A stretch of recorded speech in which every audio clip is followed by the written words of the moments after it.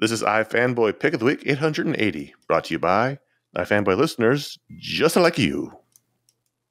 Just like me. And welcome to iFanboy Pick of the Week, episode 880. I am hungover, so let's push through. You used to say that, and it'd be like, it's funny, and you'd be okay. And now you say it's like, oh, it's not. I can't. I just want to go to sleep. Right. I just want to go to sleep. Welcome to your 40s when hangovers last for more than one day. Every week, one of us picks the book they like the best from the stack of comics they read. And this week, that stack was tiny. And we'll call that the pick of the week. We're going to talk about that book and other books from the week. The patron pick, the listener mail, if we have time, the patron powers, all of it. We do all of it here and more. And here's your spoiler warning. Exercise some caution. Ryan, you had the pick this week. If this was a video podcast, you would have seen my eyes go very wide because I just remembered the patron power exists. Yes. First time I've thought. It's always nice when you don't have to do it. Not that it's not fun. It means you got to think of it. Not as nice you got when you lucky though because you heard it now. I got lucky, right? Yeah, but like when it's surprise. When they say your name right when you're supposed to, and that's when you recognize it. That's a good time. It's like when you get called out in high school because you haven't done the reading, or you just weren't. You were just off. Just not paying attention. Yep. Oops. Anyway, Ryan. The pick of the week this week was Nightwing, number 104, story by Tom Taylor, art by Travis Moore, colors by Adriano Lucas, and letters by Wes Abbott. This is the finale of this story with Blockbuster's daughter, but really I think the thing that made me interested based on the cliffhanger from last issue was Dick Grayson being given superpowers by Neron, one of the lords of the underworld, and one of the many devils. It's never entirely clear what exactly his superpowers are, but he's basically Kryptonian. He's a Superman level being. It's like Cosmic Spider-Man kind of thing. Yeah, like he does all the stuff. He can fly. He's got speed. He's got all that stuff. Before we get into that, costume. Is this new on the cover where there's the Batman logo? Is that a new thing? You tell me. Are they like branding the families? It's not a terrible idea. I didn't even notice that till right now. Yeah. But just curious. I didn't remember seeing that before. But it could have been there the whole time, and I just never noticed it. Anyway, Ryan, keep going. So this issue, Nightwing kind of explores what it might be like to be a superhero rather than just a hero with a complete suite of powers while also sort of resolving. He's super. He's a superhero. He doesn't have any super abilities. The powers don't make a superhero a superhero. I don't know if I agree with that. He fights crime. He's a hero. Yeah, but he's a superhero. You don't have to agree with it, but they also sort of resolve the situation with Blockbuster's daughter, and she ends up joining the Themyscarans with the codename Nightbuster, sort of a combo of her dad and Nightwing. And I thought the resolution was fine, but also I think I was also just relieved to be done with that particular story arc. And yes. And getting back to, this has almost really become a Loki Titans book, which we've talked about a little bit, but it's interesting. It's all, I think Dick Grayson works really well when juxtaposed against the larger DC universe. And so to see him, flying as fast as Wally can run and going up into space with Superman, like there were some nice character beats. There were some nice interpersonal moments juxtaposed with, I don't think there was ever any real dilemma as to whether or not Nightwing would accept these superpowers in return for Blockbuster's daughter's soul. So like that, I felt no real sense of drama there, but it was just a nice sort of wrap-up issue to a couple different storylines that have been going. And I thought the costume redesign was a fun riff on Nightwing's costume. And I don't know, I kind of enjoyed, out of all the books I read this week, I just enjoyed watching Nightwing fly around the DC universe, hanging out with folks and seeing what it's like to have superpowers. Yeah, I haven't loved this whole arc, and I'll be happy when the Titans, move to their own book, and it says at the end here to be continued to Titans #1. So obviously there's a little bit of scheduling delay here, but I love the Titans. I liked the story and the characters and what we were doing within the Nightwing book before the Titans took over for the last couple of issues. So I'll be happy to switch that over to another book and go back to Dick and Barbara and all their friends. However, this was the best issue of the arc because of what you said, Ryan. It was seeing Dick get to explore life as basically Superman Jr., yet another Superboy, and especially when they were together, because it was, as we said, one of their favorite relationships is the Dick Superman relationship. How he's like, his favorite uncle, situation, and it was nice to see him, fly up and say, "Hey, I just wanted to see what it was like, to be like you," and shake his hand in the sky. And then I really like the speech from Superman about the Earth. They fly to space and tells him about, the pressures he feels and the things that are important, and the perspective he gets from being out in space and looking at the Earth from afar. I thought that was all really good. Would this have been your pick too, Connor, or did you not think about that this week? Oh, I didn't think about it this week, but I don't know. Maybe.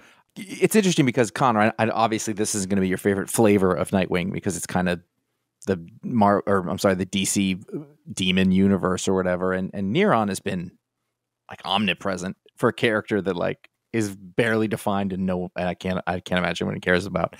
But I do like the versatility of the character in that you can do this kind of story, because I think, the book would be boring if it was always the street level criminal and heart taker or whatever. Yeah. And then you have because he's tying in that Titans thing, you always have Raven there, so you've got that little bit, which is a juxtaposition, I think. It got to be, at least it was unexpected, I suppose. And you got all those moments, and Tom Taylor, he does the relationship heartstrings, but like not like Garth Ennis does relationship heartstrings, but Tom Taylor's got a real handle on like what two characters to put together and make them do that. And I feel like they're actually kind of overusing the Superman Dick Grayson thing, but I don't care because it's enjoyable. It's like it's too much, but until it sucks, I'm not really going to complain. It's probably because you're reading World's Finest and they're 2 or 3 main characters. And I don't. There. Yeah, I sort of just the feeling of it rather than me be able to give you the examples of the whole thing. It's fine. It's good. Yeah, this is the kind of thing that's super enjoyable. It's as Ryan said, it's like giving a character a different power set, and so they get to explore for one issue what life on the other side is like. And Ryan's not wrong though. Like there was no drama to that. No, he was never going to keep the powers. Of course not. And it's almost like it's so obvious. You're like, why is this demon so stupid? Yeah, like that's what you thought you'd tempt him with? Did Neron ever thought he had the upper hand here? Like bring his parents back to life, or get rid of Damien. He might go for it. I would go for it. Well,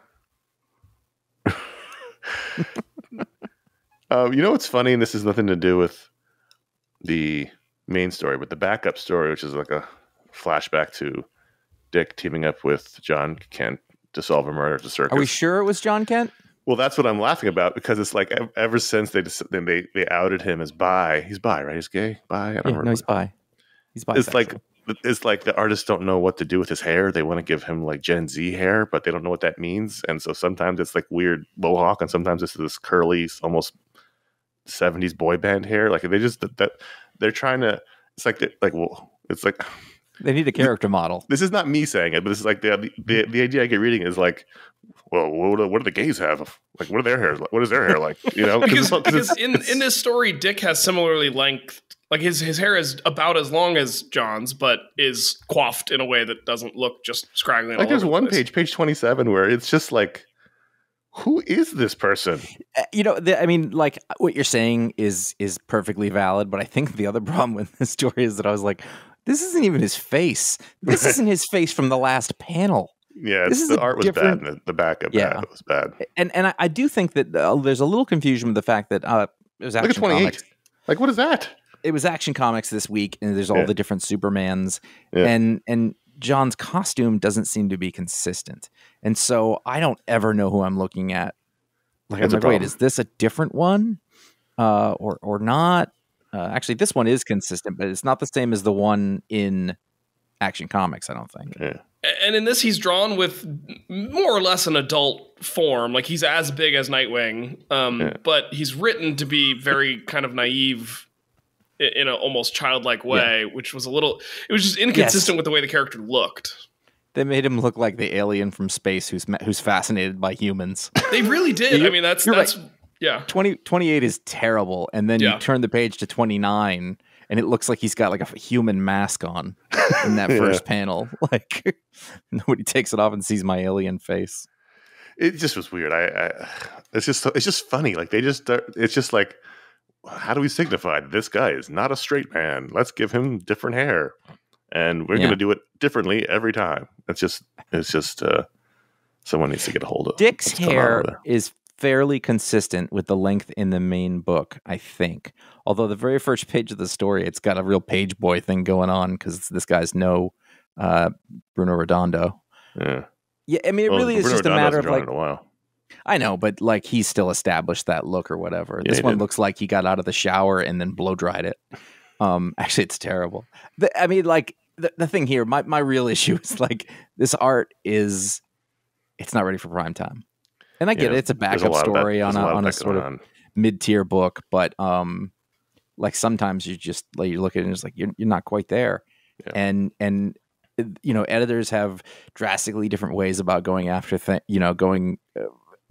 doing their jobs and telling people what to do or not. But if like, I wish the editor had gone, you got to fix this. Yeah. You know, and there's probably not time for it. It doesn't work that way. They roll the dice when they put somebody on a story and they give somebody a chance or whatever. And you know, this artist, if they keep working, they'll get better. It's not terrible at all. Just needs a little work, a little polish. You know, it's not prime time. Anyway, Ryan, this was a fun issue. I when you sent the list over, I said, yeah, that makes sense. I have no idea what my pick of the week would have been. Yeah, I don't either. It was such a small week. I ended up having 12 books with the patron pick, and I don't know. I'm just glad it was you and not me. I think I know what my pick of the week is. We'll get to it. Let's move on to Action Comics, as you mentioned. Action Comics 1055. And yeah, it has a Superman logo on the cover, so I guess they're branding the books. I mean, not a terrible idea. Now watch, someone's going to be like, they've been doing that for 8 months, and you idiots just noticed now. That's probably what's going to happen. Yeah, but would you be like, somebody would call you an idiot? Would you be like, I'm not an idiot? You'd be like, yeah, okay. No, I'd be like, yeah, that's fair. It's okay. I have no argument about that. I think I had the same problem. First of all, I liked this because it's like, you know, we're everyone knows we're in peak 90s nostalgia mode in this culture. I mean, I was out at lunch today, and you know, they were playing the 90s station in the restaurant. Like we're in peak 90s, you know, 90s nostalgia, and so here we have the return of all of the Supermen from the Death of Superman. So we have Cyborg Superman, we have the Eradicator, we have Steel, we have Superboy, and Superman. We have two himself. Steels. Yeah, but we have basically everyone back together, and I was really kind of bummed there was not a single shot of them all together because that would have been a panel of the week, but there wasn't one. So I gotta admit, I was pretty excited to see Eradicator. I mean, they're good characters, and there's a reason why they sort of have staying power. You know, Eradicator and Cyborg Superman are kind of creepy. I will say, like, at the end of the last issue, when, you know, it's revealed that it's Cyborg Superman, I was like, all right. Because Cyborg Superman is one of those characters that, like, if you don't know anything about the character, it sounds kind of dumb. Right. But he's scary. Yeah. Like, he's got the menace of threat, and he's crazy, and he looks like Superman, but, you know, but not. And it's a great villain, and to sort of have it think that we're looking at Metallo, but it's not. By the way, Metallo's origin story in the middle of here for no reason was dumb, but I loved it. You know what I mean? I was like, this is terrible, but I'm into it.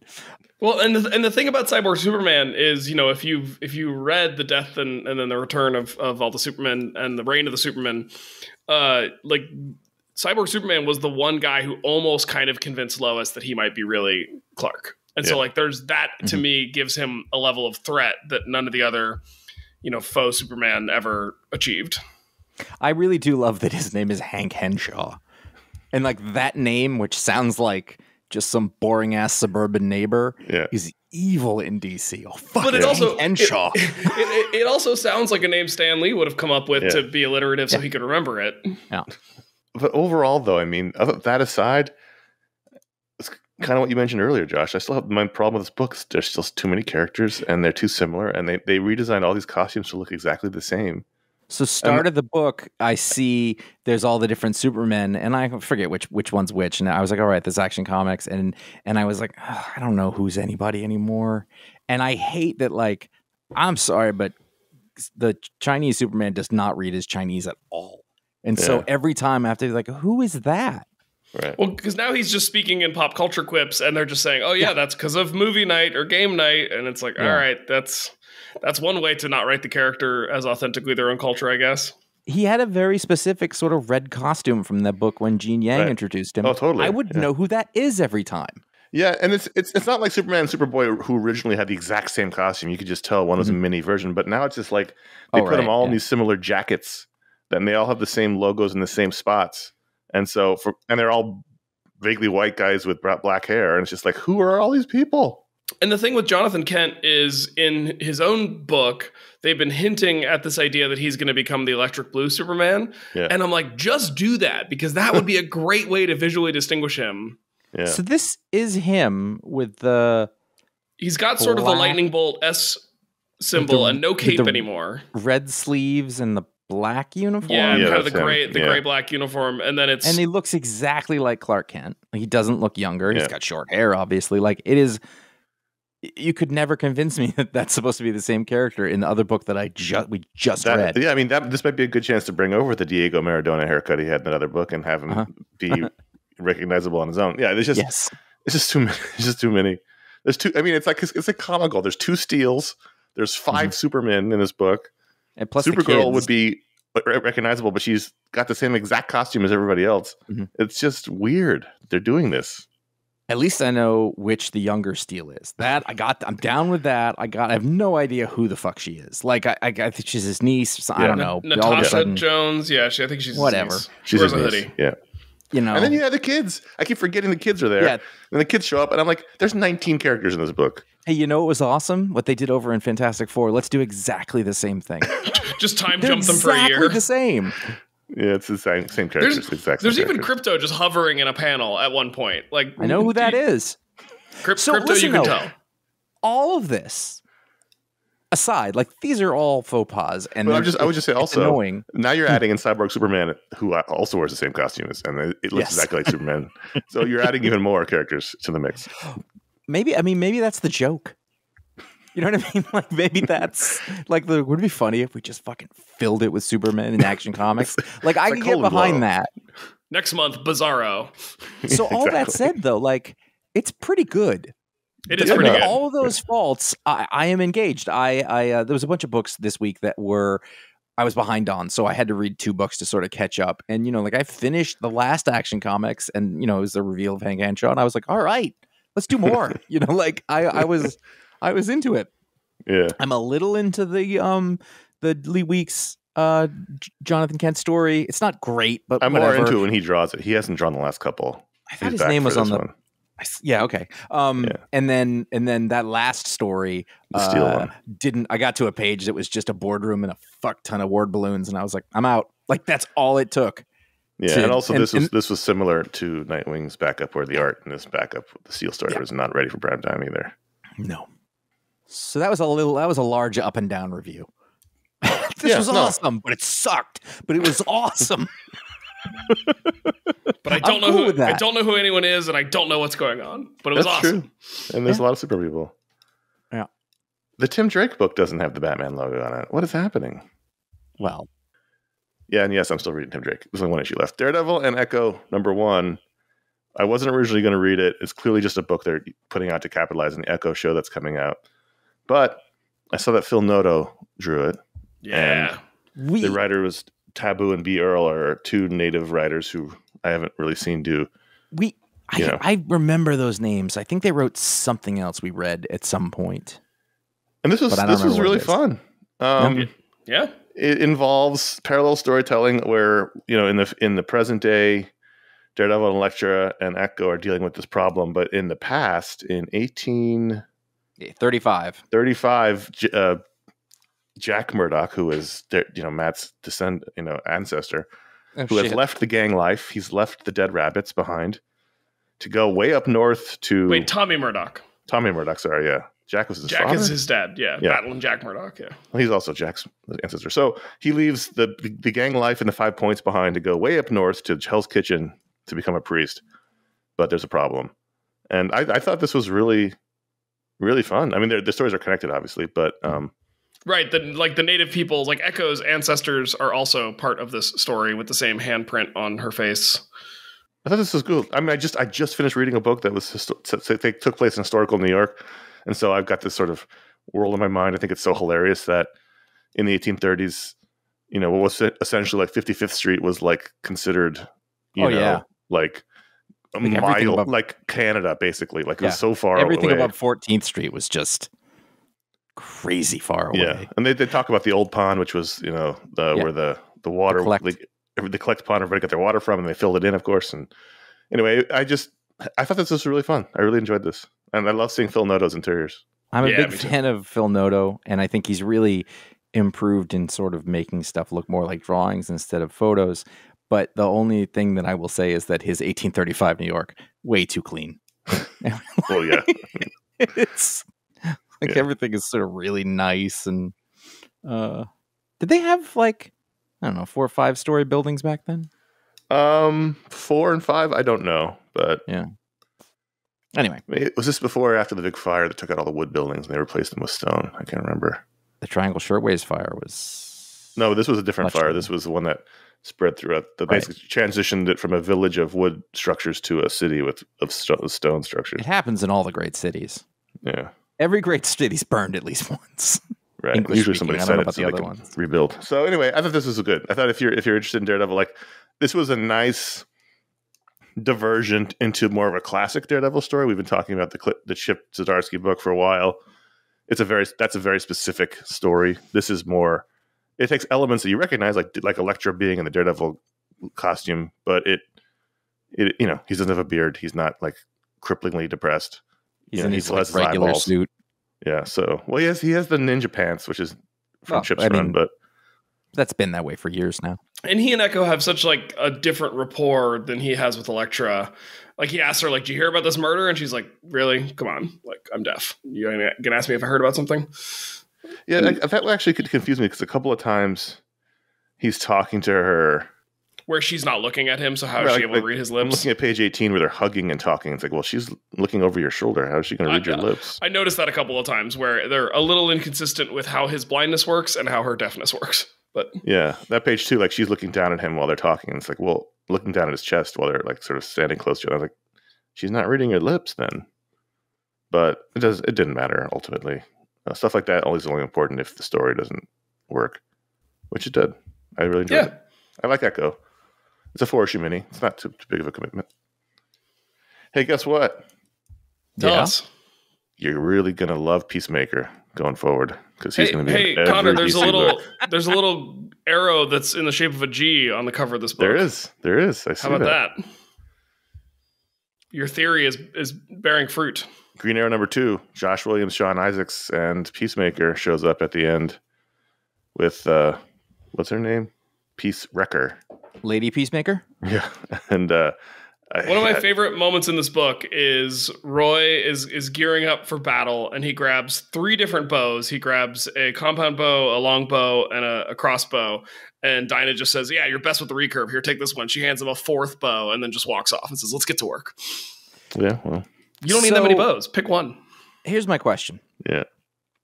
Every time I've ever talked to an editor or a comic creator of any kind, and I have said, "Hey, does the studio make you do that? Were you putting that character in?" They all say, no. So is there, let's just assume for a second that is true, that what they're saying is that no one's making them do it. Are the people trying to sort of stick with the zeitgeist, or first of all, are they trying to suck up to James Gunn?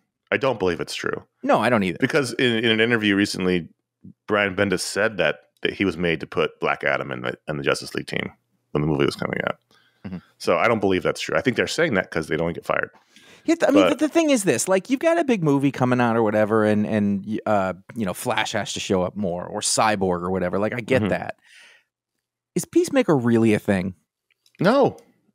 Right? You know what I mean? People like that show. I liked that show. But did 35 million people watch the show? No. Right. That's what I'm getting at. Like Harley Quinn, I get it. There was a whole movement there. It's Margot Robbie. That's worldwide or whatever. But like, Peacemaker still seems like a pretty niche thing to have him show up in 4 different books this week. It seemed like. Yeah. I think if you're trying to tell a Green Arrow story, he's famously the lefty liberal of the Justice League set. So if you want to pit him against sort of an antithetical anti-hero, then you find the very kind of fashy conservative anti-hero and see where that story goes. So like, I can see an organic way this came about, but the timing is certainly suspect. Yeah, I don't believe it's true. I think it does make sense in that. Like, I can't fault it. Like, I can't be like, he wouldn't be there. It's just that it is over and over. But I think like in the past you would use like Guy Gardner for that or something. And Hawkman was his it's almost foil. I mean, it's almost more the shoehorning in of Amanda Waller. Well, yeah, because they shoehorned her in after the movie. So like it is all 100% them being told to do this for the corporate synergy, and I don't believe for one second when they say otherwise. Because every once in a while it slips out that it's true. I didn't actually see anybody. That's just historically, like I've seen that be a thing, but it's just like how every actor says they all love making the movie. I've lost the thread about what this book was about. Yeah, I did too. I didn't love this issue as much as I did the first one. I quite enjoyed the first one. I like this sort of sci-fi element of putting them lost in time with his daughter, and he can't. And I didn't remember, like, so he can't ever go see his family again. I don't know. And then he made a house in the woods, and you're like, that doesn't make any sense. And then they said, no, Batman gave me this super pop-up tent. And I was like, okay. Did you not like the chili, Josh? It was. I thought about you all reading that scene in particular, where he just slaps the bowl away and says, "It's not you, it's the chili. It's shameful." Yeah. That's the most emotion he shows in the whole book in that panel when he slaps it away. He gets real upset that he tried to make chili on an alien planet and couldn't figure it out. Like, I mean, I could have told you that wasn't going to work. It wasn't as good. I didn't really enjoy reading it all that much. I don't. It's fun. Like, Josh Williamson does a lot of good things in here, and you know, it's very energetic and it's packed full of DC stuff. But to me, it's like it's 1/4 turn too frenetic. Like I don't know what to grab onto. Yes, I agree don't with that. care. I don't love that's exactly right. There's too much, especially for like a rebooted situation. Like you're supposed to be making it super accessible and sort of starting from scratch. It felt like way too much is happening. It's the family thing again. So the family thing over and over again. It's as if like every book has to be an ensemble thing all the time. Yeah, it's not. It's like a couple years ago when, you know, all the DCCW shows were going strong, and on all of those shows, they took the single hero and they gave him a team behind him. Even Supergirl had a fucking team on her headset, like. And so suddenly that's sort of seeping into the comics a little bit. And so, but at least that made sense from a TV standpoint. No, I get that. What I'm saying is that's sort of seeping into the comics now, where it's like impossible just to have like a single hero. You know, they've got to have, you know, Elektra's got to be a Daredevil, and I don't necessarily dislike it all. It's just that there's never a book about just one guy or one girl or whatever. Right. It's just always a bunch of people. They got to have a kid. Right. And even if they already had a kid, they need to have a new kid that we never knew about, an Oliver Brady, as it were. Was Oliver's last name Brady? Oliver, was it the Brady Bunch? Or was that Family Ties? Was they added an extra kid later? I think Oliver was the first one where they added a cute kid to the Brady Bunch. Oliver Brady. Oliver Brady. Yeah. Was he? He was like a cousin though. Cousin Oliver. He was like Greg. Oh my god. He looks annoying. I'm trying to think of books that are one character. Like She-Hulk's kind of one character. No, she's got Jack of Hearts and Hellcat. I know, but that's like the love interest and whatever, and she's got a friend, but it's not like it's still following her around as she does stuff and then interacts with those people. They gave Flash a literal family of Flash, like his entire family got Flash powers. I mean, I'm not saying there's no books. I'm just saying there's a lot fewer books than there used to be. Yeah. Iron Man a little bit. But he had Hellcat basically in every issue of that last series. Uh-huh. But I think one of the things is when, like, obviously there can be other characters or whatever, but when you cut away to other scenes of the other people doing shit that have nothing to do with the main character, that's different. So when it said the front of the book says Green Arrow, it doesn't mean that's not synonymous with Oliver Queen. Right. It's synonymous with all of the Green Arrow family and characters, which is like what's happening in a lot of books. I think that's a good distinction. I see what you're saying now, Josh. I was struggling a little bit to see your point before, but that makes sense the way you put. So like in Action Comics, like the first couple of scenes were all of the, you know, Gen Z Supermen. Yeah, doing actions. I'll have you know. Right. That he wasn't there for. In this Oliver Queen book, Arsenal like has a scene where he is very, very rough with a security guard. Mm-hmm. Holding the arrow an inch from his face. Right. I don't know. I just didn't love it as much as I did the first one. I liked the first one. Ryan and I talked about it. I think it was like in pick of the week contention, but issue 2 wasn't that good. Yeah, that's fair. It's not what I want from a Green Arrow reboot from a character that hasn't had a book for a while. Right. I don't know what I do want, but it ain't this. I know what I want. I want what Tom Taylor did in Deceased. I want that Oliver Queen. Yeah. And also the one that in the Vampire one too. He was good in that. Yep. There's no logo on the Justice Society of America cover. No corner logo. What would it be if there was one? They couldn't figure it out. I don't know. Somebody was like, "What? Would just put them all on there?" And they're like, "That isn't going to work, Carl." What about would you put the table? Maybe. Carl's got the worst ideas. The Justice. I would do the silhouette of the Hall of Justice For the Justice Society? Oh, yeah. right. No, the Hall of sorry, Justice is the Justice Society. League. Then don't do it. All right. So They didn't. I think, Josh, what you said about Green Arrow, I think slightly applies to this book as well. It's like 1/4 turn too much happening in this book. Yes, I really but I really like it. I really like it a lot. But yeah. there's this issue felt almost like too manic, but I get it. But I do. The difference here is that I do feel grounded with a couple of the characters. Like I feel like Helena Wayne. That sounds weird when you say it all together. Helena? Yeah, sure. I don't know. I feel like I know where she's coming from, what she's doing, where she's going. Mm-hmm. You know, at least so much that I care about it. Like I have a handle on it. I feel like, new Dr. Fate. Like, okay, I kind of get what's going on here. I know who the villain is and what they want. And so therefore that's the skeleton that all those things get to hang on. I don't think you're wrong because I know that every time a new issue comes out, I'm like, wait, what the hell? Like it's like it takes a little too long to ramp up, but right. I don't think you're wrong. No, I didn't think it was bad. It's just like this. Like I'm exhausted when I finished it. It's like, oh, that was a lot. Yeah. This was a good reminder that now also Power Girl is wearing that Superman jacket as well, so she has the same. Everybody gets jackets with the Superman logo. Like I get it. If you want to shrink the boob keyhole, I understand. That makes sense. Nothing wrong with that costume, though. Yeah, the costume's good. You can spot it. It's like exactly what it is. Know who I'm looking at.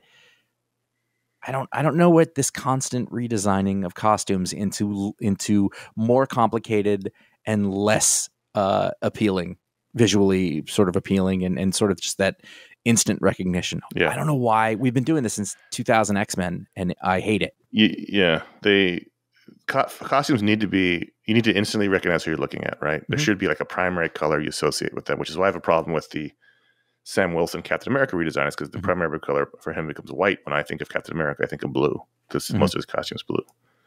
But it's still classic Deadman in this issue, though. Got to give him everything else was Deadman. good. I really like the Jerry Ordway flashback art. I mean, anytime you get Jerry Ordway, it's really great. And the mystery's fun of this guy trying to kill them through time. So there's a lot of things you can play with. This is a fun book.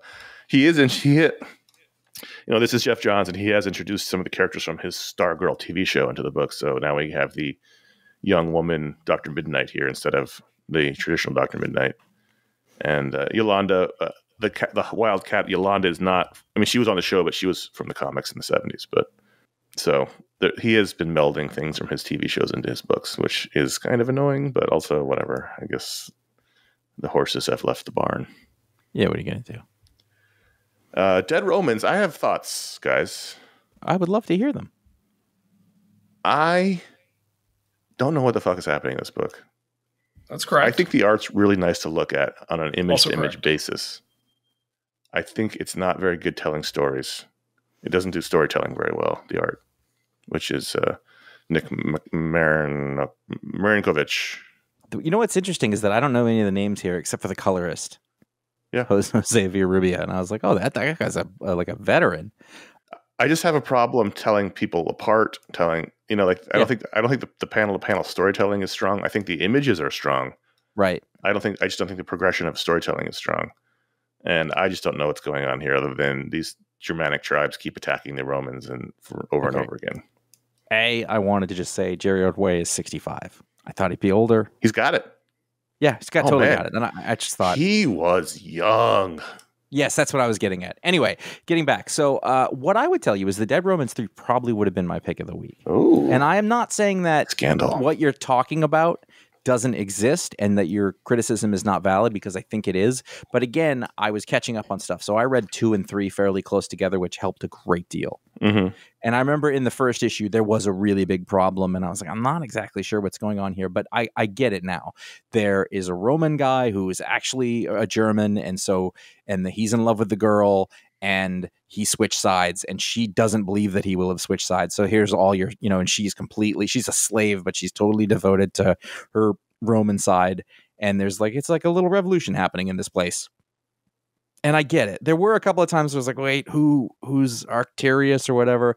But by the end of it, because I had read 2 in a row, I was kind of paying attention, and it was okay. But again, you're not wrong. It's like one of those movies that everything is too close and too dark and too stylized, and you can't quite see. But I do really enjoy it for the fact that, like, I love Roman stories like this. It's fun. Mm-hmm. Like you get and the art is, while not storytelling wise, fantastic. It is real good to look at. Yeah, the image. I mean, it's beautiful. I really love it. But also, I don't know who anybody is or how to tell them apart, and that's also a problem. I think that's spot on. I agree with you, but I'll take it. Yeah. I mean, it's different. I'm still reading it too, and I agree with all of the criticisms and the praise. And the action sequences are told a little clearer, but I still don't know who's fighting who and why. Yeah, it's your people, right? Well, that's because I think there's the guy who switched sides brought people with him, and so you've got Romans on Romans, and that's where it gets confusing, I think, because you got Centurion armor on both sides instead of like, oh, this guy's a barbarian. Right. This guy's a Roman soldier. That's very easy. Plus, at one point, a guy gets his arm slashed off with a gladius, and I always thought a gladius was more of a piercing weapon than a slashing weapon, but maybe that's just D&D rules. So a little while ago, you said, I agree with everything you said in terms of praise and criticism, and what I thought was, why are you fucking here? And then you just showed me why you were here. So good work. Oh, wow. All right. Glad I didn't really think, why are you here? I was going to make that joke, and I didn't, because it would have sounded mean, but then you brought up a thing that neither of us would have. Said it and it still sounded mean. It's because you Irish Americans needed some German representation in this discussion of the Romans versus my Kraut ancestors. I got to say, there was only one group that kept the Romans from taking over their land. Apparently they were Jason Momoa, according to these drawings. Yeah. Unstoppable Doom Patrol, I think, would have been in my pick of the week discussion. This is the 3rd issue of this miniseries, and it was super fun to throw Guy Gardner and Kyle Rayner into this weirdo Chris Burnham drawn mix, and I liked it quite a bit. That's nuts. Look at that. The thing that I felt with this issue, so like we're dealing with this sort of Doom Patrol acting as X-Men, where they're taking in misfits of the DC universe who are like, in this case, they're taking on a guy who's got a star on his face, but he's somehow slightly immune or able to also operate with the star on his face, and calls himself Starbro, which is very annoying. But this issue was the one instance where I was just like, wait, Doom Patrol can't really believe that like having a star on the team is okay. That's right. Insane. That's a terrible idea. The Green Lanterns are correct. Get rid of that thing. Yeah, you're not wrong. I liked a lot of bits in here. I thought the ghost car button was cool, where it turned the car like intangible, drove through that was like some good Doom Patrol weirdness. I liked that too. I like a lot that Cliff and Larry escape with Starbro to Smallville, because they think that the Green Lanterns won't attack them there, but Guy Gardner smashes them with the sign. I thought that was all fun. I really liked it. Animal, vegetable, mineral men. And this is just a weird, fun book. And I enjoy it. I loved the soon it will be an animal, vegetable, mineral world. And my first thought was like, it already is. Like, those are the categories. That's like one of those things. Like, that's full of chemicals. Yes, that's correct. That is always a correct statement. Everything that's made of matter is. It's chock full of chemicals. I'm going to need to be more specific. Good chemicals, bad ones. Really quick, I wanted to touch in on what's the furthest place from here. This is issue 13. The last couple of these I thought have been really strong because they kind of focused on a couple of people in different parts of the world. which I think has worked for the book after they sort of set up the initial stuff. This is about two of the characters who have been captured by these zookeepers. Like everywhere they meet fucking weirdos and they do horrible things to other people. They're trapped in these cells, and basically it's the story of all of these escape attempts. And when they don't work, they end up back in the cells. There's a 6-panel grid to denote that you end up back there. Day 8, day 11. It keeps going for a really long time, and then like the theme is we will not be beaten, we will keep fighting. And then you slowly, it's 40 pages, the story, you slowly get to the point where, you know, they are defeated, and it's kind of not what you expect, you know, based on all other narratives that you read, you know, because they always get out, but in this one that doesn't really happen, and it's actually quite sad. And then they even lose track of the days, like it's day ? It's just about the breaking of a spirit and like just not being able to overcome this sort of world. I really enjoyed it. That's all. Those are the books we wanted to talk about, but at patreon.com/iFanboy, all of the iFanboy patrons have the opportunity to vote to add a book to the rundown this week by possibly the most overwhelming margin we've ever had. Really? Which I think says more about the week than the book itself. Fair. The winner was Fury #1 from Marvel Comics, written by Al Ewing, with art by Scott Eaton, Tom Riley, Adam Kubert, Ramon Rosanes, inks by Cam Smith. Haven't seen that name in a while. Colors by Jordi Belair, and letters by Joey C. Joey Bag of Donuts, Caramagna. Big Joey C. And this was a one-shot celebrating 60 years of the world's most dangerous super spy, and yet the cover shows New Fury, not Nick Fury. He's not been around 60 years. I hate this. So I like Ryan, the stories why don't you about talk Nick Fury. instead of me? I like the story about Nick Fury. I just hate. First of all, Nick Fury always one of my favorite Marvel characters, and I hate how they shuffled him off because of the movies. It took one of the most fun aspects of the whole universe and threw it in the toilet. I don't care about this new Nick Fury. He hasn't done anything to earn his place as Nick Fury in the universe. You know what I mean? Like the stature that Nick Fury held before. He doesn't have a. I don't know anything about him. I've seen a million comics. Like he has no point of view. He has no unique characterization that I can tell. Right. You know, like I understand. Listen, you know, old Nick Fury. You know, it's definitely a symbol of a bygone era that maybe a lot of people aren't going to relate to in the same way that they would. But it you know, say what you will, at least an ethos. You know, this new one, I don't know, a super spy? Like, at least he had a character. He had a personality. He had a way of talking. He had a history in the whole universe going back to the beginning. Like, he represented something when he appeared on the page. And this new guy is just like, oh, there's Sam Jackson. That's all he represents. And there's a bit in here where like they're calling each other dad and son, and they have a hug. And I was like, I don't buy this at all. No, yeah, I had that exact thought. I was like, fully I feel unearned. Yeah, totally unearned. How much do you feel like you failed as a father if your son loses the same eye you lost? I mean, it's got a sting. Like I feel like all the injuries I have in my life are what I'm working to prevent my son from having the exact same injury. Right? It should have been opposite eyes, like a mirror. That would have been better. And I feel like okay. So my first feeling. Wait, real quick. You can talk. Your first feeling. Don't forget it. That would be a great short story to introduce us to these characters having some sort of relationship, is to have them discussing how they each lost their eyes. Yeah. Yeah. Sorry. That would make the hug more interesting than it is because they don't ever interact. Okay. I mean, on the first page of this book, they put the title on, you know, as part of the panel, which that at least is classic Nick Fury comic book storytelling. Yep. And then it's been so long, but there was like an issue of, it might have been the Ultimates or something. I think it was a Warren Ellis writing this new version of Nick Fury, which it feels like Al Ewing is kind of, I don't want to say aping, but like the way they're doing the kind of low-key tech that the new Nick Fury operates with, it felt very reminiscent of the Ultimates era, which is where this Nick Fury comes from. Should be. You know, elephant and should have remained, right? Elephant in the room. I mean, that was a metatextual comic where they referred to him looking like Sam Jackson. Should have stayed there. Yep. Should have stayed there. My first feeling, the thing Josh told me to remember, was just this book just felt so long. Yes, it did. It wasn't that long, but it felt like the longest book I read this week. Double-sized, yeah. So I got to the bits where the first bit, I don't really know what this was going to be when I sort of started it. And, you know, the first bit is Nick Fury 2. and then we cut to the Unseen on the moon, which they have at least toned down enough so that I at least know I'm looking at Nick Fury. Like, it's something. He's got a little bit of Watcher on the wall thing.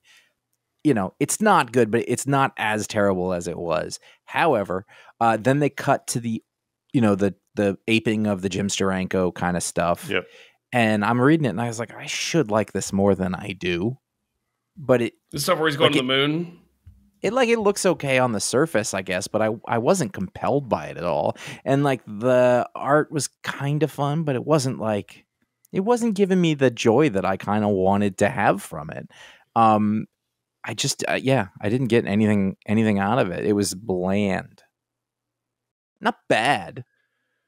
Yeah. I did like the 60s story. Like, so that they told stories from different eras as the new Fury fights this Scorpio group. Mm-hmm. I did kind of enjoy the silliness of Nick going to the moon, before the official space race and falling back down to Earth and survive. Like, I did kind of like that all, but I just felt like I was working to get through it, and it wasn't like I read this last in a huge. It was like I was fine. I had time, and there was no hook for me. So at the end, I thought in another book we got away from Nick being the Watcher, like on the moon. I thought that happened in Unseen or whatever. Like, didn't that happen in Avengers? Like, where he's no longer like, because we were like, oh, good, it's over. I remember that. I don't remember the details, but that definitely happened. And then, so now we're back to him being the Unseen on the moon. No, because he went through a portal. No, he took off this time. He's not even going to be on the moon. He just headed off into wherever. Well, now he's gone. Like, but yeah. When the book starts, that better or worse? No, when the book starts, he's the Unseen on the moon again, and then the end, he goes through this portal, hugs his son goodbye, and says, "I'm out." And so I guess he's done. I guess we're done with Nick Fury. No. He's going into the multiverse, and the Unseen was.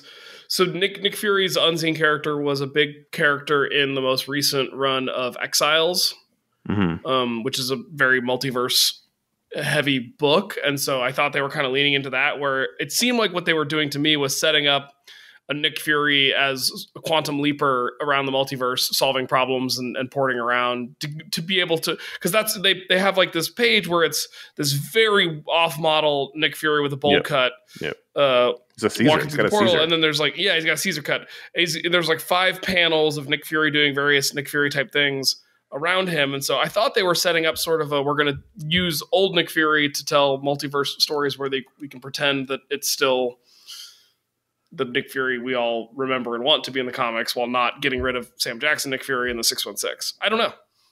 If I may, real quick, so that we don't sound like, or at least I don't sound like completely I hate everything new. In Marvel proper, and I know it's not really S.H.I.E.L.D., but we'll say it's S.H.I.E.L.D., Maria Hill as being the person in charge of it, I like her much more than the idea of this Nick Fury being in charge of it. So I'm glad for that. Here's a question, though. Her character has a character. She has a purpose. She has a point of view. I like her. But here's a question I have for both of you. If there was a functioning S.H.I.E.L.D. organization in the 616 currently, would the Sam Jackson Nick Fury rub you as much the wrong way? Like, if he was just a member of S.H.I.E.L.D., it still would? Okay.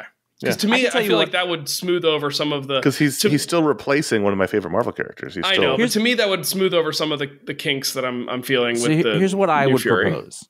I don't like to do this because it's always like a shitty thing for like a reviewer to be like, here's what I would do, which I've done several times in this show. I would like Nick Fury to be there. When I say Nick Fury, I mean Nick Fury. I don't know, not Sam Jackson.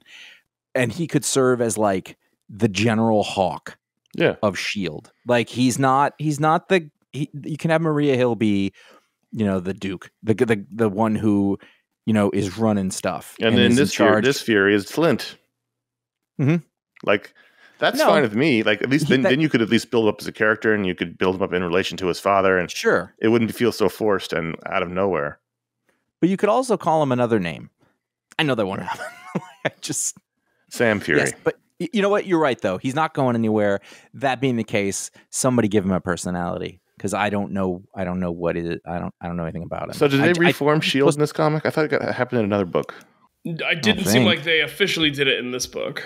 I feel like in another book they changed the acronym, but they were bringing Shield back. What book was that? That did happen. That was last week.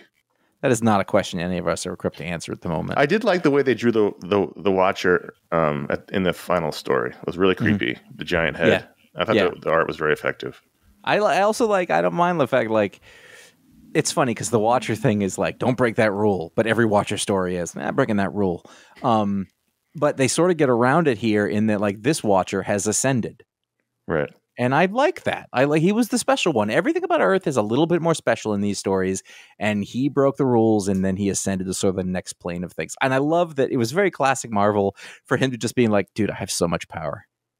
You have no idea. It's just so much power. And they never define in any comics what that means, which is also great. Was it Fantastic Four where they brought S.H.I.E.L.D. back?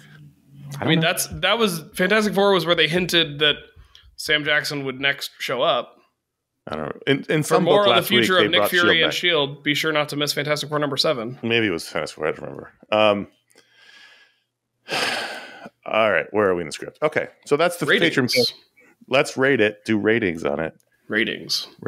There's no second issue here, so we don't have to say whether we're sticking with it or not. I wouldn't.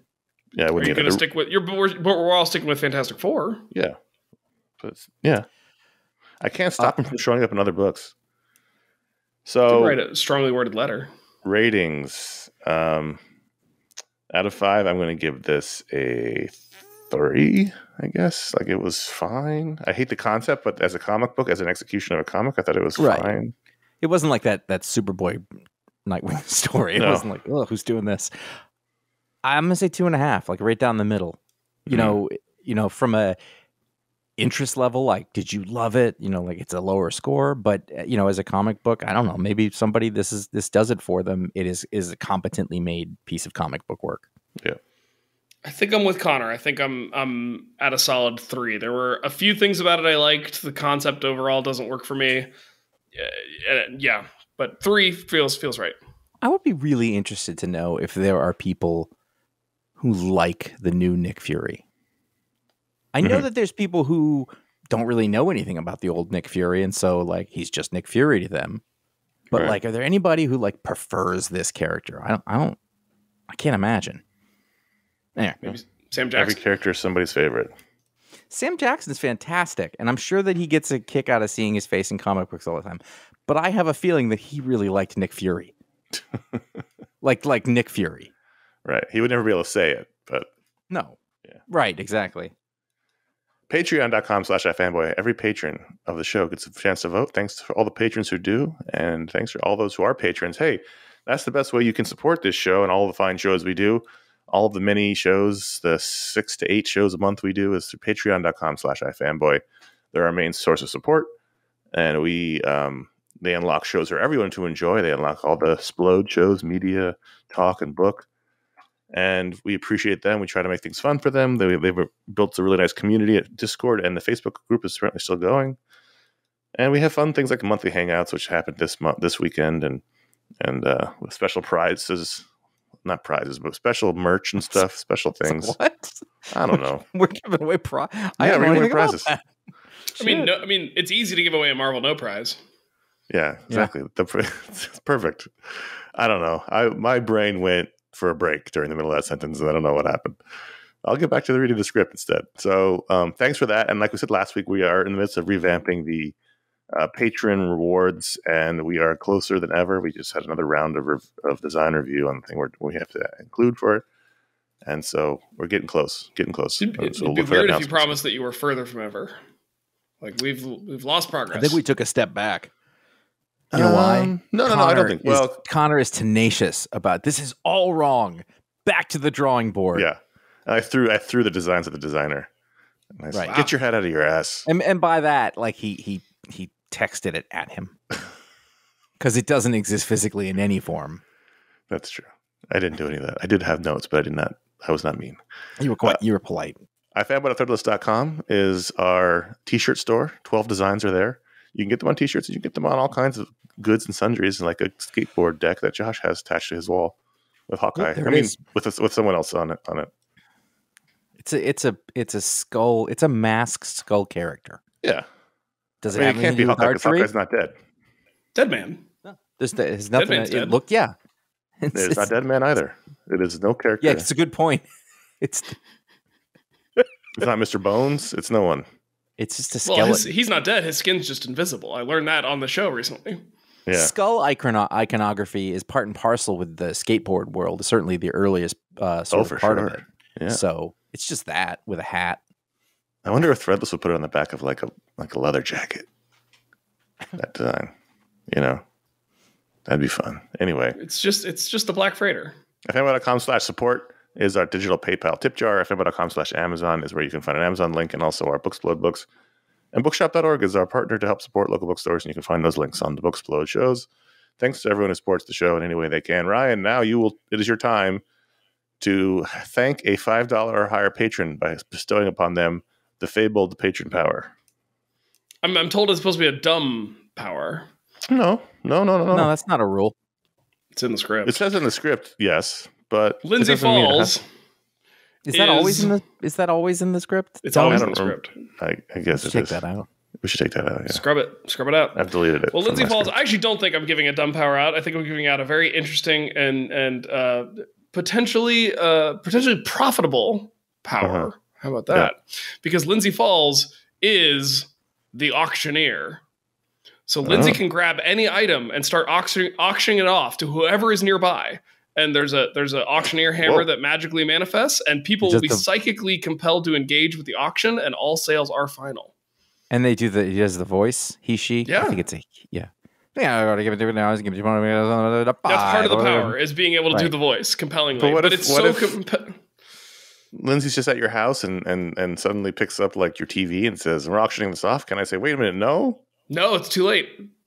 And you will be psychically compelled to bid for it, as will everyone else in the vicinity. For your own stuff? Linsey is not allowed at my house. Like if you're walking around, like Linsey's allowed to keep the profits. If you park your truck, Josh, split the profits with the owner? No, that's not how it works. The auctioneer. That's not what profit is. That's just revenue then. So Linsey's a thief. But that's what I'm getting out of this. A thief that's psychically enabled to sell anything they can get their hands on. Recognize you've created a supervillain, which is okay. It's a thief and a fence, all wrapped into one. If Josh parks his truck and Linsey jumps into the bed of the truck and starts auctioning the truck, there's nothing Josh can do. Let me ask you this: can either of you think of a legitimate use of this? Well, for Linsey's bank account to pad that. That's what supervillains do. He better have a superpowered tax accountant because you're not going to be able to declare all that. I guess it's been all cash business. They also don't have to use the power. Thief/fence/money launderer. But auctioneer is a pretty public way to fence your goods. I guess a legitimate way to do it would be like instead of Craigslist. Like you would just go to like a busy corner and be like, "Oh, give it." Wait a minute though. You said the power compels people to bid and pay. That's just extortion. The power isn't very interesting if they can auction stuff off, but nobody has to engage with them. Like that's just a person yelling. Then Linsey just got to be really, really, persuasive. Convince people to bid. I think the persuasiveness is part of the power. That's a hammer appears. That's like a third tier Flash rogue. That's a bad guy. I like it. I'm not against it. I think you're trying to sell it as something that can be used for good, and I cannot figure out a way. I don't know that I said that. Well, we've never said it's for good. We just said it's a power. We've had many evil powers before. There is, in fact, no. I trust Linsey to find a way to use this. We often say it's up to them whether they're going to use the powers for good or evil.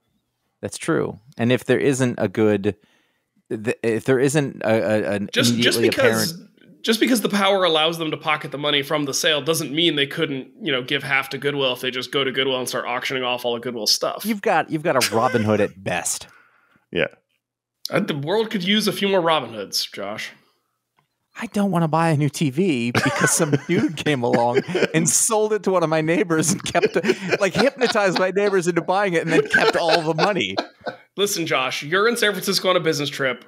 Linsey grabs the cornerstone of Twitter HQ and starts auctioning off Twitter. Suddenly, you've just bought Twitter from Elon Musk. What about the people? I guess they already all lost their jobs, so it doesn't matter. Only 70% of them. You know what I don't want? Twitter. You were compelled to bid on it. The power of Twitter compels you. I guess I'm CEO and chair now. So Cost $47. Get your kitchen sink and walk into your office. Well, the thing is, like, he's in San Francisco. He's gonna be bidding against people with much more means than Josh has. Oh yeah, I wouldn't get it. Yeah.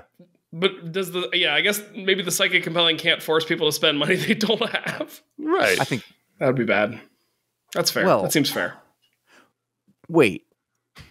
Now, when you say money you don't have, like, you could have money, but it could be a catastrophic thing to spend all of it.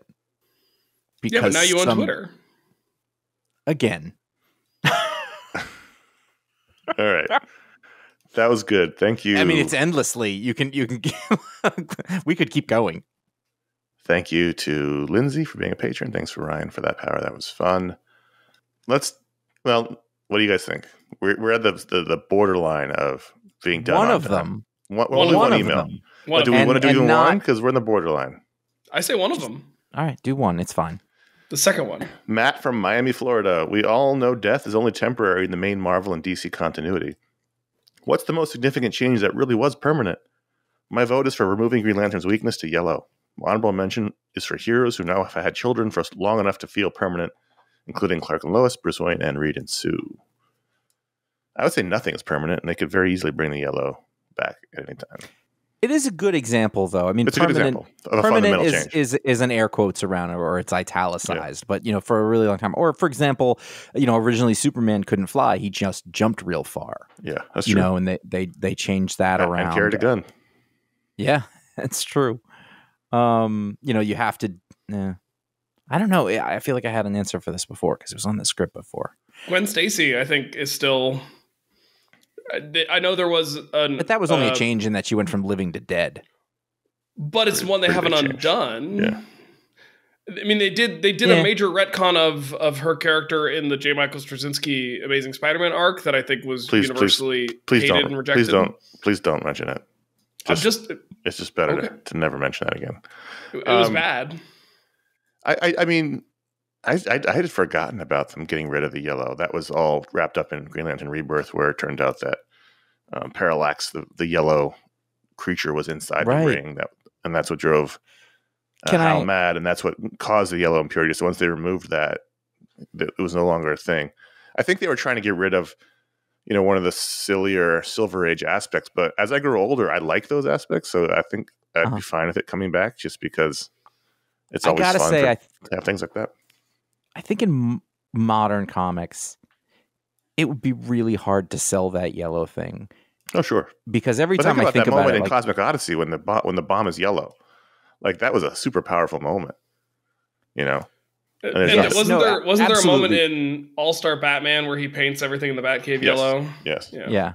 I also think that like that explanation for why the yellow impurity went away, that's elegant. Like that was one of Jeff Johns' finest moments. Yes.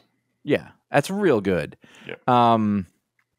I'm trying to think. I mean, like, there's all these characters that show. I mean, Damian is probably one of the premier examples. You mentioned that kids, all these adding the kids, and the kids are fairly permanent because I mean, Valeria and Franklin are not new characters. They've been around a long time. Compared to Jonathan and Damian, for sure. Franklin Richards. Yeah. God, when did he first come into comics? Franklin Richards. I'm really like thinking hard about something that's changed, and I wish I was. Franklin Richards was introduced in 1968. I wouldn't call that a change. It was like, fairly early on in the run of the characters. They made him into a mutant. I mean, there's a bunch of things that stuck around for a long, like Krakoa has stuck around for a really long time, relatively speaking. Or I don't have a second answer. It's not my favorite, but this Alfred thing seems pretty permanent. The Lantern Corps, the various colors. That's all the various colored lanterns. Around. Yeah, but they're always changing. It's like every time I turn around, the Guardians are good, they're evil, they're back, they're gone. there's some other group running the Green Lantern. Like, it's always seems to be like they're constantly fucking with the Green Lantern. I mean, at one point, Barry Allen was reading about Jay Garrick as a comic book character. Right. I'm just trying to think of things like it's like, it's not permanent that Wally West is a murderer. Yeah, if they let's forget about that. That's basically what they said. Even Tom was like, "Yeah, I shouldn't have done that. That's a bad idea." It's been pretty permanent that like Dick Grayson is Nightwing now. That's a good one. Yeah, that's a good one. So there's I'm trying to think. Like Kate Bishop kind of stuck around in a way that wasn't terrible, sort of against all. No, I know, but like she became. I'm trying to think about people who took over. Sort of from the. I mean, Wally West is actually a really good example. Going from being wasn't a kid, but like became the main Flash, and we all were okay with it. Yeah, like the identity of the Flash proper in the DC universe shifted, and like I don't know, it was there for so long that people just sort of accepted or whatever in a way that probably isn't going to happen with Sam Wilson or something like that. Well, I mean, it's similar to when Dick Grayson took over for Batman and everybody like that, because those characters have been around forever. Like because it was Wally who had been Barry's sidekick since the 60s. People had affection for the character. If it was just some rando person, and introducing new characters, like another significant one in recent years, at least that wasn't introduced in like a straightforward way of just here's a new character, would be something like figuring out a way to keep Miles Morales in the 616. I mean, there's one, yeah. I think Thor being the Allfather is one that I don't like that has stuck around for a while.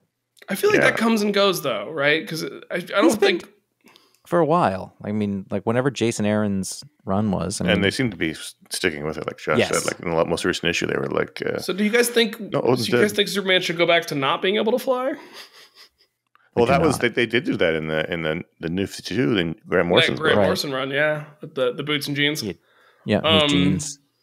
I mean, Beast in the X-Men is a character who's kind of constantly being reinvented and has gone through pretty significant changes that have stuck. I think I think X-Men is actually a really good example of characters that remain very fluid and they become a lot of things. So like Cyclops, it was the leader, and then he was kind of broken, and then he was evil, and now he's not the leader anymore. He's sort of the special forces guy. Yeah. Like X-Men is really good at that. X-Men is really good at that. I mean, Bobby Drake being outed, Colossus was dead for a while. He's back now. Kitty Pryde was gone in a bullet for a while. She's back now. Professor X's role really has changed a lot. Another one that you guys have talked about recently is Captain Marvel's still dead.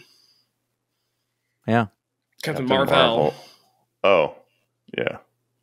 I don't know who you were talking about. So there's at least three of them running around. The Kree hero of old. Yeah, it's tough. I mean, it's tough because they just... nothing is really permanent. It's whatever serves the immediate need of the story gets thrown in the mix. Yeah, but it's interesting to think back, like 10 years ago, 20 years ago, 30 years ago, like when something changed that really was not the normal thing, and now later we just accept it as being the thing. Well, like in the Ed Brubaker Captain America run, I think all of us, deep in the comics nerds, were the shocking thing about that run was bringing Bucky back, but the thing that caught everyone's attention was killing Cap, and I think we all knew that Cap dying wasn't permanent, and the question mark was, is Bucky's return permanent? And it has been, and it's actually kind of worked. Like he's integrated into the Marvel Universe. Winter Soldier has been a great character. Yeah. A great addition to the Marvel Universe in a way plays off of other characters besides just Cap in really interesting ways. Yes, right. Absolutely. You've forced my hand now because the other email is exactly related to what we're talking about. Oh. Can't be done. We all have time. We're out of time. It's just, well, we can read it and just mention it because it is almost exactly what we're talking about. So Jeff Reid, our old writer, our old colleague, wrote in and said, I remain puzzled by Jason Todd being alive. After his death, the character seemed to have a clear purpose to give Tim an example of how I really was Robin, about to say this. and Bruce an example of how he is fallible. Now he just seems like another ex-Robin, but one with a giant chip on his shoulder. I don't see a reason for him to still be a character. Jason's now been resurrected for longer, 18 years, and he was dead 17 years. So what am I missing? What post-resurrection stories haven't I read that will make me think, oh, now I get why he's back? I've been thinking about this classic Jeff Reid for 18 years. Comes with the stats, comes with the history. So comes with asking for a was, reading assignment. What I was actually going to say, not even looking at that email, was that the Jason Todd resurrection was less successful. Around the same time as Bucky, too. Same day. That Same said, Same Wednesday. That said, I don't hate the Jason Todd resurrection because he is one of the, as an ex-Robin, he stands out as a unique character. And I think there have been some okay story. I don't hate when he shows up. It's not my favorite thing, but there was that a really good story in the the anthology Batman book. Yeah. Rosenberg wrote it. Yeah, Rosenberg wrote it. The Urban Legends, Batman Urban Something Legends. Like that. Yeah. That was a really good Jason Todd story. The problem with Jason Todd is that Winter Soldier arrives and he's fairly formed into the thing, and he's always dealing with his past. Jason Todd keeps coming up against the idea of learning, and sometimes he learns from his mistake. He's like, I'm not going to shoot anyone anymore, but he keeps going back. Like, he can't. As soon as you evolve him, then he does become like the rest of the Robins. Right. That's the only thing that sets him up. Like, he's the angry Robin. That's the only thing that sets him apart. Right. And the only way for him to grow is to be not quite as angry. And then it's like Josh said, he just melds with all the other Robins, and there's something that sets him apart. I think I think that is a change that has basically won by attrition. Mm-hmm. Like, we all just, it's been so long that we all just kind of went, all right, fine. Like, it's just been like, I don't think anyone, I think when he first came back, it was an interesting story. The Red Hood, who was the Red Hood? The reveal was shocking. Yeah. It was a good story, but ultimately, when he shows up, he's just kind of like, all right, fine. And occasionally, and the stories can be fun and good. And he plays off well against the other characters, but at the end of the day, I think it's just they just beat us down. That they won the war of attrition with us. Just be like, okay, he's been back. Yeah, for but it's also years. It's not like, and I know we're talking about kids again, but it's not like Wally West's kids. We're like, oh god, just retcon this, make it go away. I don't hate. He's useful in certain applications. He's okay. I do think like what Jeff said was he was better as this symbol that was always lurking. Mm-hmm. You know, they used to always have that case with his suit in the back whenever Tim was having a problem or something, or Dick or Bruce was having an emotional crisis. Like, it was always there to remind him of his failure, which is less of a thing when he's running around just fine. Mm-hmm. Well, Bucky kind of did. I mean, in the 80s, Steve was always, lamenting that he failed Bucky. Yeah, I guess. Yeah, he had Rick Jones. Yeah, but Steve lost that. It's like at a certain point, like, the world sucked, and they were like, you know what, Steve Rogers is just going to be the good guy. Yeah. And then Nick Spencer came along, and we were like, let's forget that. Well, he was always the good guy. Just like whenever they needed to remind him that, he would have flashbacks. Right, but he became it wasn't to the extent of Bucky's suit constantly haunting him, but it was, He's well adjusted now, though. Yeah, for sure. Like, he's. I was about to say he doesn't have a book, but he does. But it wasn't.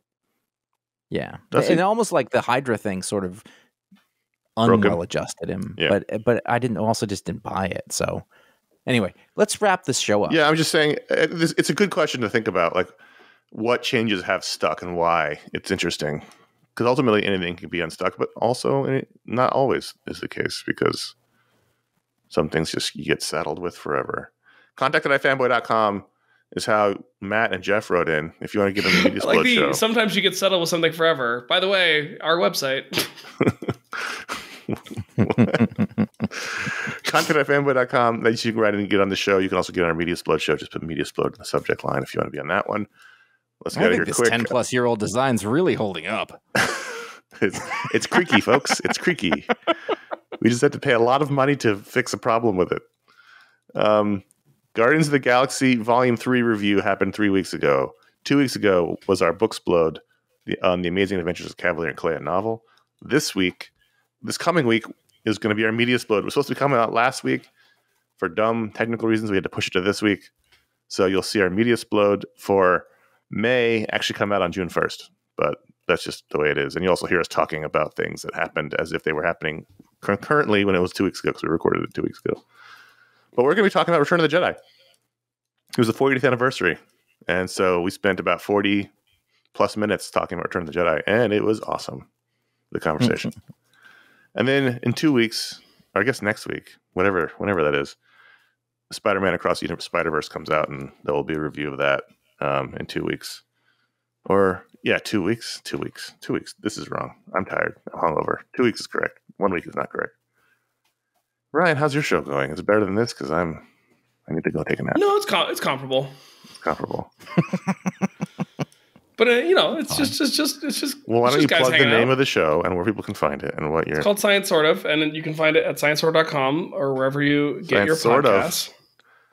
Sciencesortof.com. We tried a new format recently. We recorded like 20-minute, we called them short of episodes, and we came up with 20 different topics, and I rolled a D20 D&D style to see which topic we would talk about with no prep. So, if you want to hear about like our thoughts on hear about him making up a format so he doesn't have to do work ahead of time because he doesn't have time. Good news, everyone. Believe it or not, this new format was not my idea, but I was accommodating a co-host, and I think it kind of worked. So look for those dropped into the regular feed wherever you get your sounds like that's a fun idea. I like that. Yeah, we could do that in a hangout. We could go with 20 topics. Because then you're like your listeners who are probably nerdy scientists themselves. Like, oh, you were wrong. And then they get to write in and feel like they're part of it. There you go. That's good. You can find our library of over 1,300 shows and counting over at iFanboy.com, wherever podcasts are available for you. There's many ways to listen to podcasts, many services, many apps, all those. I'm not going to tell you what they are. You can handle that part. We do the content. The rest of it, that's up to you. These are the You jokes. can follow us at iFanboy Comics on Instagram. You can find out what the pick of the week is before the show comes out there. Sometimes you'll see the best of the week in panels. You can follow us individually. I am J.A. Flanagan. Connor is C.S. Kilpatrick. And Ryan is Ryan Haupt on Instagram. And Ryan, the lone holdout, is still on Twitter at Haupt. Of people who I know specifically and talk to about it. It's you and Ron. People on the show. Cannot remember the last time I posted to Twitter. My plan is the next time I'm in San Francisco is to grab the building and auction it off with Lindsay's help. Okay. I see. Subscribe to youtube.com/ifanboy. You really want to take over Twitter. That's what I learned. That seems like, yeah. And then shut it down. Subscribe to youtube.com/ifanboy where you'll find all of our old video shows, and we post this show there every week. And please consider leaving a review or star rating on Apple Podcasts, Spotify, or wherever podcasts are sold for not just this show, but any show you listen to, Science Sort of, and any show. It really helps them, helps the algorithm feed the beast and, help people find the show. And that's really helpful for everyone. Thank you for listening. I'm going to now go lay down. And until then, I'm Connor. I'm going to hope that Connor sends me the files to edit before laying down. But until then, I will be Ryan. I got 6 minutes left in the fourth quarter. It's looking pretty good, but I'm going to go down and watch the rest of it. I think you got this one. I don't. I have seen this team blow it, and you'll know. By the time you listen to this, we're 2 games out, so don't worry about it. It'll be fine.